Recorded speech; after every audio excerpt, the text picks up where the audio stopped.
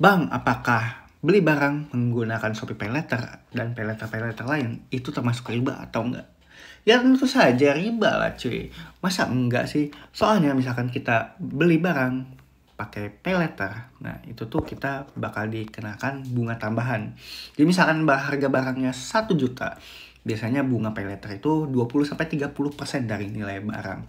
Dan itu bakal dibagi ke beberapa tempo. Ada 1 bulan, 3 bulan, 6 bulan, dan 12 bulan.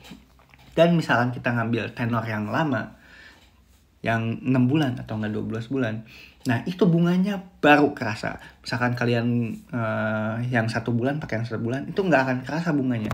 Soalnya paling selisihnya 5-10%. Nah misalkan yang 3 bulan ya paling 10-30%. Dan itu pun nggak kerasa cuy. Karena nggak kerasa itu ya kita fine-fine aja. Tapi yang kerasanya saat misalkan kalian ngambil yang temponya 6-12 bulan. Nah soalnya misalkan kita dirata-ratain itu adilnya, cicilan bulan ke-10 itu kita tuh harusnya udah lunas gitu. Dan itu udah plus penambahan bunga. Tapi dikarenakan 1 tahun itu 12 bulan, berarti ada 2 bulan gitu yang jadi bonus tambahan buat si penyedia layanan. Nah, dalam hal ini adalah Shopee Paylater-nya. Nah, di situ keuntungannya. Makanya misalkan kalian ngambil cicilan di Shopee Paylater, misalkan kalian ngambil cicilan pakai Shopee Paylater, ya lebih baik kalian ambil yang 1 bulan, jadi bayar bulan depan, atau enggak kalian ambil yang 3 bulan maksimalnya. Ya resikonya misalkan kalian bayar yang 3 bulan, harga produknya pasti jauh lebih mahal. Dan cicilan per bulannya itu ya gede gitu. Ya intinya asal nggak ngeberatin kalian itu lebih baik. Dan lebih baik lagi, misalkan gue saranin ya, yang lebih baik kalian itu beli barangnya sesuai dengan kebutuhan aja, bukan keinginan.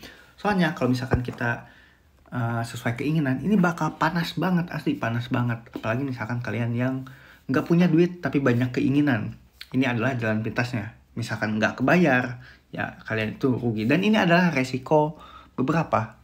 Misalkan kalian telat bayar Shopee Paylater.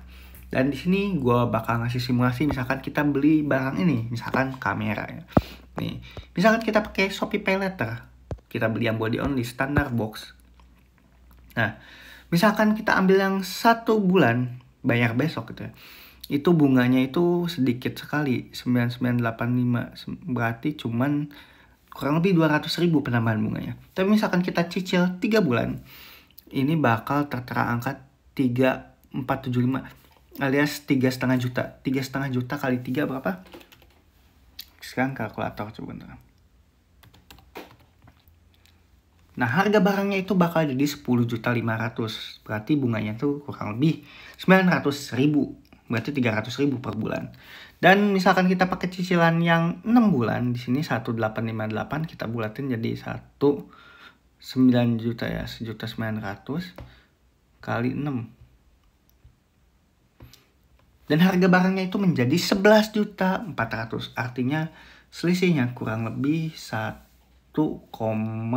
selisihnya hampir 2 jutaan. Itu lumayan banget bunganya misalkan kalian ngambil yang 6 bulan. Tapi itu masih lumayan sih dibandingkan dengan yang 12 bulan. Sekarang kita simulasiin aja.